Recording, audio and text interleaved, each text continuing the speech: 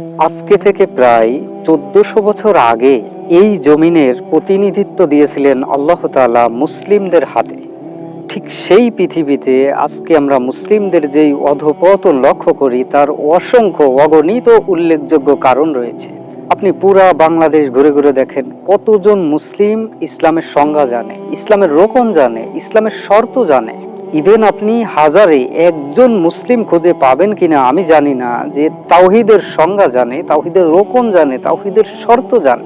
অথচ আল্লাহ তাআলা সূরা আন-নূরের 50 নম্বর আয়াতে বলেন ওয়াদাল্লাহ, যে আল্লাহর ওয়াদা, যে তোমরা যদি তাওহীদের ভিত্তিতে ঈমান আনো আর ওয়ামিলুস সলিহা, আমলে সলেহ করো, উত্তম আমল করো, গ্রহণযোগ্য আমল করো, তাহলে অবশ্যই আমি তোমাদেরকে প্রতিনিধিত্ব দেব এই জমিনের, যেমন প্রতিনিধিত্ব দিয়েছিলাম পূর্ববর্তীদেরকে।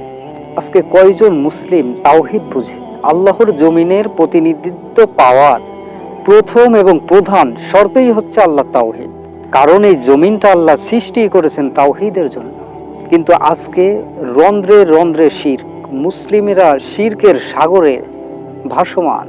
যেই মুসলিমের ঈমানটা হওয়া দরকার ছিল শিরিক মুক্ত তাওহীদি ঈমান, ঠিক সেই মুসলিমেরা আজকে তাওহীদ থেকে এত দূরে যে এখন শিরিক নিয়ে বসবাস। আল্লাহ তাআলা এমন মুসলিমের হাতে কখনো কোনোদিন ইসলামী খেলাফত বলেন, প্রতিনিধিত্ব বলেন, কখনো তুলে দিবেন না।